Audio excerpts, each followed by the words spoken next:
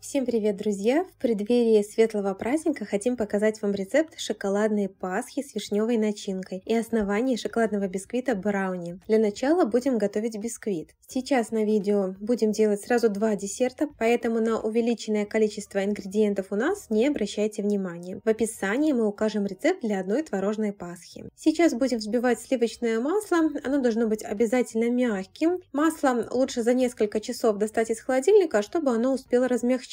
Либо можно поставить в микроволновку и импульсами подогреть, но не доводя до растапливания. Так мы сейчас и сделали, поставили буквально на секунд 6 в микроволновку, достали и опять ставим. И так чередуем до момента размягчения масла. Емкость для взбивания взяли чуть побольше, так как в маленькой масло сразу будет раскидываться по кухне. Добавляем сахар и начинаем взбивать на высокой скорости около 1 минуты. После чего вносим яйца, которые должны быть комнатной температуры. Лучше также достать их из холодильника за пару часов до приготовления, так как если добавить в масло комнатной температуры холодные яйца, масло расслоится и ингредиенты соединяться между собой не будут. Как это произошло и у нас. В принципе, для бисквита в этом нет ничего страшного, но сейчас покажем, как можно немного исправить такую расслоившуюся массу. Можно поставить в микроволновку на низкую мощность примерно на 10 секунд. Температура ингредиентов в микроволновке начнет уравновешиваться, что поможет объединению массы. После начинаем взбивать, и видите, масса уже стала более однородной. Ставим еще раз микроволновку на 10 секунд на низкую мощность и далее опять взбиваем миксером. И таким образом можно делать, пока не будете довольны результатом. Мы ставили в микроволновку 3 раза, масса стала более однородной, но все равно еще не до конца объединилась. На результат выпеченного брауни это никаким образом не повлияет. Сейчас нужно растопить шоколад, можно это делать также в микроволновке импульсами или на водяной бане. Вносим растопленный шоколад к маслу и перемешиваем буквально полминутки. Теперь добавляем 1 чайную ложку рома и еще раз перемешиваем.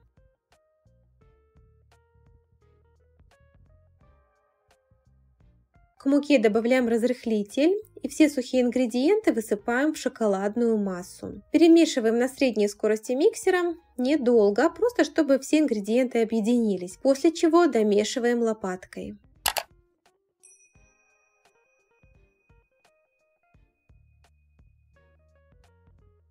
Выпекать будем на силиконовом коврике, также можно использовать и пергаментную бумагу. Форма для пасхи у нас вот такая, и бисквит будет потом ложиться на самую широкую ее часть. Поэтому размазываем тесто таким образом, чтобы оно было размером примерно как форма. Напомню, что в данном видео мы готовим 2 творожные пасхи, поэтому бисквит распределяем прямоугольником, чтобы его хватило на 2 десерта. Разравниваем, проверяем, чтобы подходило по форме. Духовка у нас уже разогрета до 160 градусов, ставим выпекать буквально на 15 минут. После выпечки бисквит немного расплылся, поэтому если у вас есть форма нужного размера, было бы идеально выпекать в ней. Сейчас он очень мягкий, оставляем так остывать, а пока приступим к вишневой начинке. На одну творожную пасху нужно 80 грамм вишни и 25 грамм сахара. Ставим на средний нагрев, чтобы вишня растаяла, а пока в отдельной емкости разведем с холодной водой 1,5 чайной ложки крахмала. Воды вносим совсем немного, просто чтобы крахмал растворился. Если всыпать его в ягоды в сыпучем виде, он пойдет комками, поэтому всегда предварительно разводим его водой. Как только вишня хорошо закипела, даем ей провариться около 2 минут. Если этого не сделать, внутри вишня будет недостаточно проваренной,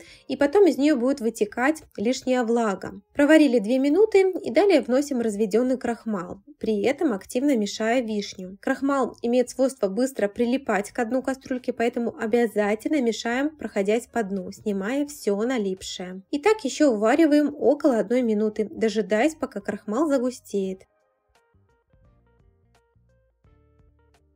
Вишневая начинка по густоте должна получиться вот такой. А после остывания она станет еще более густой. Теперь оставляем так на столе, чтобы вишня остыла, и после чего накроем крышкой и уберем в холодильник.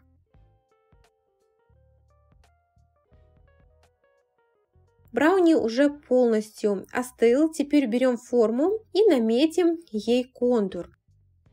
Вырезаем скребком или ножом, и вот такая толщина готового шоколадного бисквита получилась. Теперь укручиваем пленкой или отправляем в целлофановый пакет и таким образом оставляем в холодильнике на ночь. Сейчас приступаем к творожной начинке. Для одной творожной пасхи берем 2 яйца и 100 грамм сахара. Вот таким образом просто их перемешиваем венчиком. Тут взбивать абсолютно ничего не нужно. Ставим на водяную баню. В кастрюльке внизу у нас немного воды, которая не должна прикасаться к емкости, в которой у вас будут яйца с сахаром. По мере кипения пар от воды будет нагревать емкость сверху, и температура массы будет подниматься. Для водяной бани используйте металлическую или стеклянную емкость. Яйца нужно мешать все время, чтобы температура распределялась равномерно и не было комков. По мере нагревания масса начнет загустевать, и ее консистенция должна стать как жидкая сметана или немного гуще. Отключаем нагрев. А пока приступаем к творогу. Он должен быть жирным, так как чем меньше будет жирность творога, тем более сухим и крупинистым он будет. Мы будем использовать вот такой. Его нужно пробить блендером или перетереть через сито, чтобы крупинок было как можно меньше. В некоторых странах продают уже готовый плотный творог, который абсолютно не имеет крупинок. Но мы находимся в Беларуси, и у нас тут такого пока не продают. Поэтому, если вы находитесь за пределами Беларуси, поищите уже готовый протертый творог в магазинах вашего города. С таким ингредиентом десерт получится более нежным, и вы облегчите себе труд. Мы уже перетерли творог на 2 творожные пасхи. Теперь добавляем 100 грамм жирных сливок, у нас 33% жирности, и взбиваем миксером на высокой скорости буквально 1 минуту.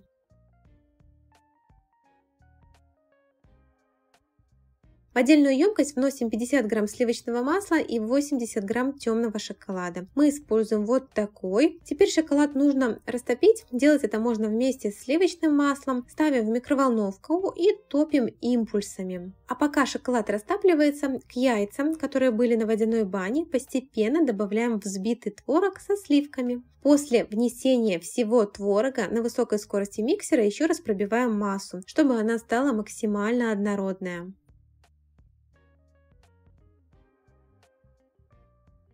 Еще вносим 3 столовых ложки какао и также хорошенько все вымешиваем. Шоколад, который мы поставили в микроволновку вместе с маслом, уже растопился. Перемешиваем сейчас всю массу миксером, чтобы нигде не осталось комочков, не растворившегося шоколада. Удобнее делать это блендером, но, к сожалению, наш блендер сломался, а нового купить мы еще не успели, поэтому данный процесс делаем сейчас миксером. Теперь растопленный шоколад вносим постепенно в творожную массу и хорошенько вымешиваем все. Если у вас есть погружной блендер, лучше еще раз пробить всю массу им на данном этапе, чтобы как можно лучше избавиться от комочков творога.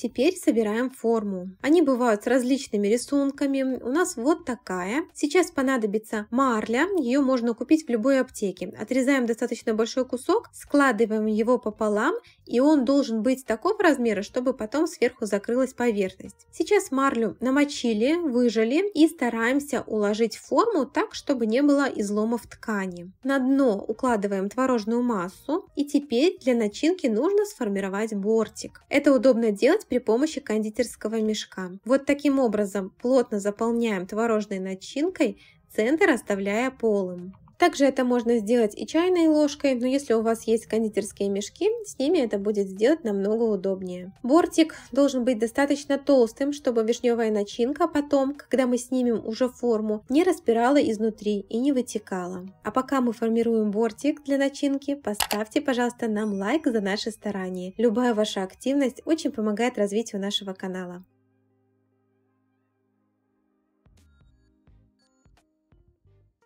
Выкладываем вишню, а сверху накрываем еще хорошим слоем творожной начинки, так, чтобы еще осталось место для бисквита.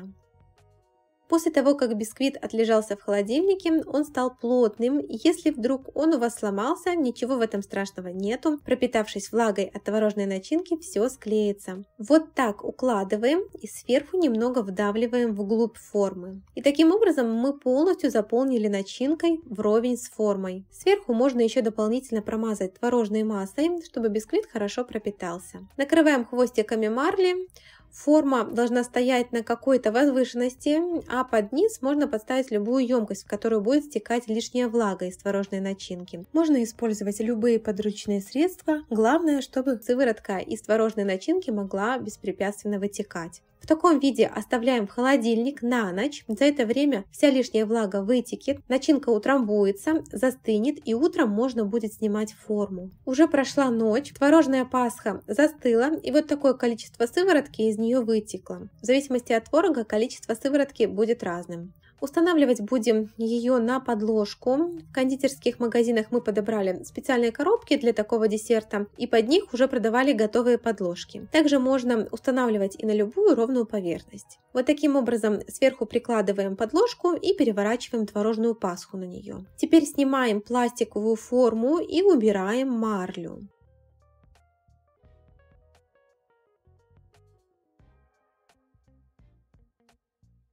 И вот что вышло после застывания. Пасха должна быть плотной и хорошо держать свою форму. Теперь почистим подложку и будем приступать к декору. Но для начала нужно вам показать вторую пасху, которую мы также сейчас делали. И разница в них в том, что для пасхи, которая стоит слева, марлю мы не смачивали, а положили сухой. В итоге на поверхности получились некрасивые заломы. Поэтому марлю нужно обязательно смачивать перед тем, как накладывать творожную массу. Теперь будем делать шоколадные потеки. Они также у нас будут на основе темного шоколада и по своей густоте должны быть гуще, чем те потеки, которые делаются для торта. Мы взяли 50 грамм шоколада и 50 грамм жирных сливок. Растопили в микроволновке импульсами, и масса должна получиться вот такой густоты. Если получается более жидкой, добавляем еще кусочек шоколада, ставим в микроволновку и еще немного подогреваем, чтобы шоколад полностью растаял. Если использовать более жидкую шоколадную массу, она будет некрасиво стекать, поэтому доведите потеки до нужной густоты. И вот таким образом ложкой наносим сверху, формируя подтек. За счет того, что шоколадная масса густая, она стекает вот такими аппетитными крупными каплями. То же самое сделали с второй творожной пасхой. А далее для декора можно использовать абсолютно любые понравившиеся вам элементы. У нас это кусочки темного шоколада. А вот такие шоколадные яйца мы покрасили золотым кондурином и теперь украшаем ими. Для упаковки используем вот такие красивые коробочки. Если вы готовите дома для себя, обязательно придумайте что-то, чем можно укрыть творожную пассу. Так как если у вас в холодильнике присутствуют какие-то другие запахи, она очень быстро в себя их впитает, и это будет уже не так вкусно. После того, как задекорировали, отправляем в холодильник, либо же можно сразу разрезать. Это очень вкусный и красиво оформленный вариант десерта к Пасхе. Наша мама и бабушка всегда готовили творожную пасху на праздники, а мы продолжаем их традицию. Вариантов исполнения данного десерта огромное множество. У нас на канале мы уже готовили творожную пасху тирамису с печеньем савоярди. Ссылку на приготовление обязательно оставим в описании под видео. А срок хранения данного десерта 3 суток. Лучше всего готовить в субботу вечером, а в воскресенье уже раскрывать форму и украшать. Обычно мы так и делаем. Надеемся, после просмотра данного видео у вас не возникнет трудностей с приготовлением. А мы напоминаем вам о нашем инстаграм-профиле, где делимся множеством полезной информации, а также о нашем сайте, где можно приобрести отработанные стабильные начинки для тортов на различные диаметры. С вами была студия «Кондитерская сестры». Не забудьте, пожалуйста, поставить лайк за наше старание и подписаться на наш канал, если вы еще этого не сделали. И до новых встреч в новых роликах!